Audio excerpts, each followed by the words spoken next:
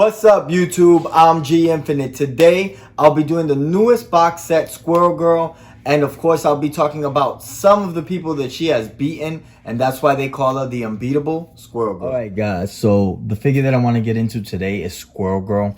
They call her the unbeatable Squirrel Girl. Squirrel Girl by far is not one of my favorite characters. She did come out and made her first appearance in the Iron Man comics. And she really wanted to be a sidekick to Iron Man. But of course, Iron Man didn't want her as a sidekick. So Squirrel Girl went to prove that she's very, very tough. And she actually defeated Doctor Doom. I'm sorry that I laugh about that. It's just that Doctor Doom is very OP.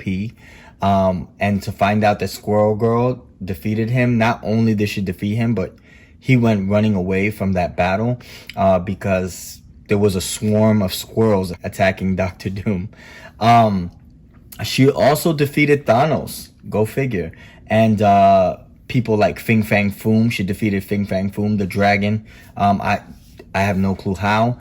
Most of the comic books don't really go into detail on how she defeats these people. She also defeated the planet Ego. Don't ask. But yes, she defeated the planet Ego. She's just really, really tough. And from what I'm seeing, they call her the unbeatable Squirrel Girl. So, getting into this figure by Marvel Legends, they gave her a very, very cool bike. There you see the moped that they gave her. And I like the fact that they chose pretty cool colors. They gave it like an aqua green color there, and then you notice the white on the seat, and it almost has like a very retro kind of look to it. I do like the fact that they gave it the horn. It has a lot of similarities to the Deadpool. Here you see my Deadpool moped as well on the side, and it's very, very similar in scale. Just pretty much the same features, with the exception of the fact that this bike has the squirrels in the front and it has a basket. So that's a real cool feature. And by the way, the squirrels in the basket you can actually remove. Obviously they can come out and you can place them back in there. So that's pretty cool. But one thing that I noticed is the Squirrel Girl. The figure itself is very difficult to actually pose because she has such a massive tail in the back that she actually falls back every time you try to pose her. That's one of the reasons why you see that I use that base in the bottom. If you notice, I use the base to actually keep her standing because she's very, very difficult to pose. I'm definitely going to have her on the scooter that you see here. I'm definitely going to have her on the scooter only for the simple reason that she's impossible, almost impossible to pose. Unless, of course, you have like a really cool stand. You would be able to put her. But I do like the fact that they made Squirrel Girl kind of like that old school look. They gave her that old school vibe. There you see the hair to the side on the head sculpt. And she has like the squirrel ears there that you noticed. Almost like a headband there.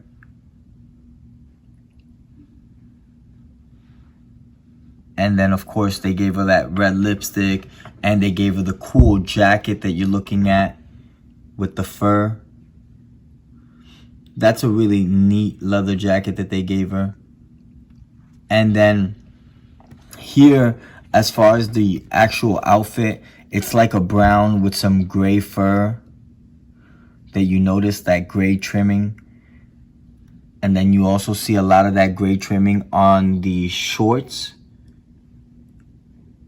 And then going into the boots, you see more of that gray. Of course, she goes from the brown, from the upper body brown, to the lower body being almost like that dark gray.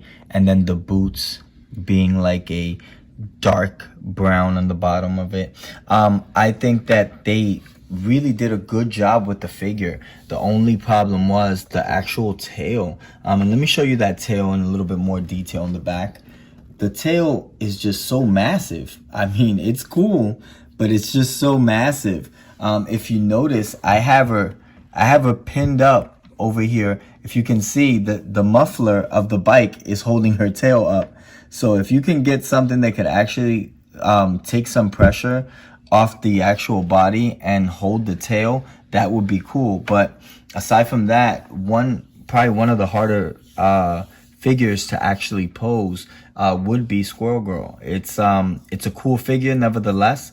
I like the little belt that they gave her there around the waist. You see a belt with some compartments there on the side.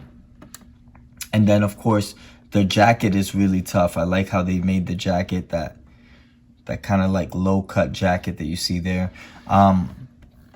Like I said, Squirrel Girl, unbeatable, really, man.